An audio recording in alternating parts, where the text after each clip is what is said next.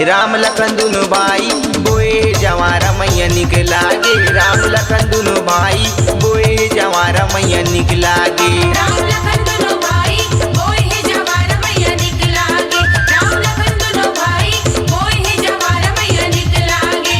हरियर हरियर तोरे भुवन मावो लाल बरन संग चमकत है वो।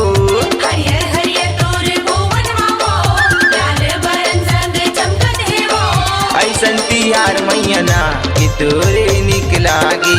ऐसन तिहार मैया ए तोरे निक लागे। राम लखन दुनो भाई बोए जवारा मैया निक लागे। राम लखन दुनो भाई बोए जवारा मैया निक लागे।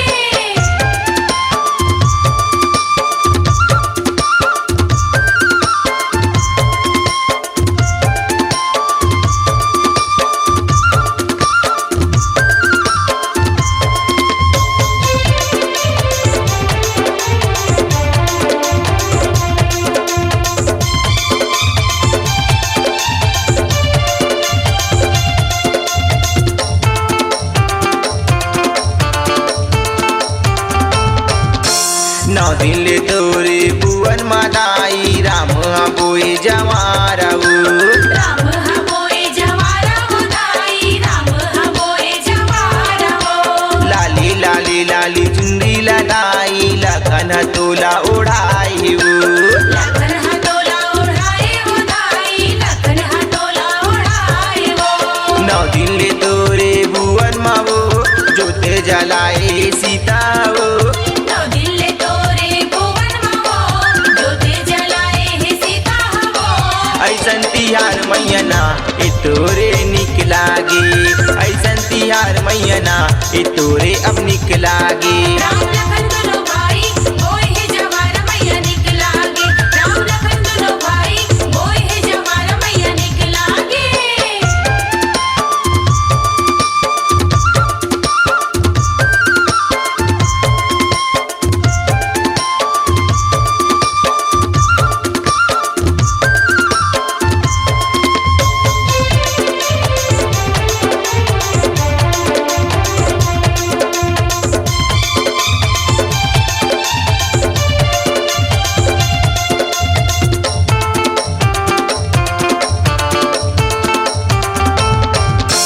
कतनो देवी देवता मने हदाई तोरे दरस बर आई वो।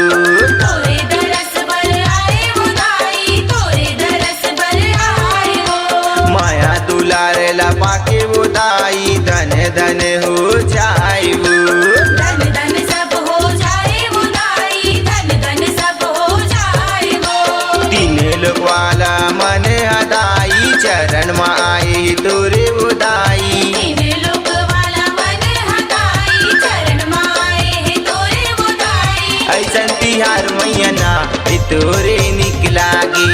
ऐसन तिहार मैया ए तोरे अब निक लागे। राम लखन दुनो भाई बोए जवारा मैया निक लागे। राम लखन दुनो भाई बोए जवारा मैया निक लागे।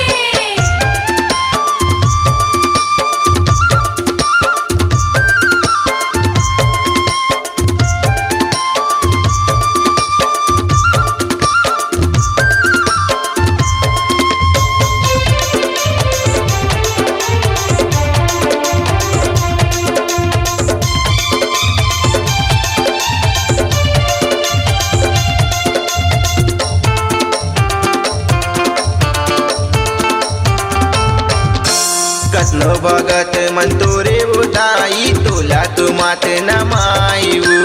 तोला तो माथे नवाए वो दाई। तोला तो माथे नवाए वो। भारी गुण ला तो तोरे उदाई जमो नर नारी मन गाई वो।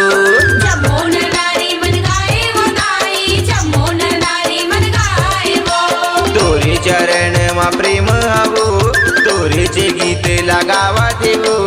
तोरे चरण मां प्रेम हवो। तोरे चे गीत लगावत हो। ऐसन तिहार मैया ए तोरे निक लागे। ऐसन तिहार मैया ए तोरे अब निक लागे। राम लखन दुनो भाई बोए जवारा मैया निक लागे। राम लखन दुनो भाई बोए जवारा मैया निक लागे।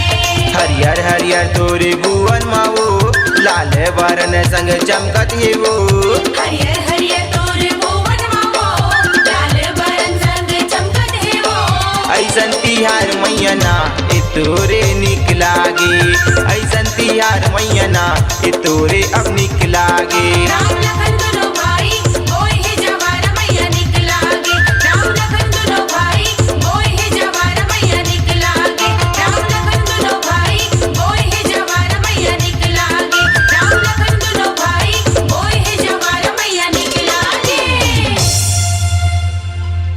अपनी आवाज को दीजिए एक नया मुकाम।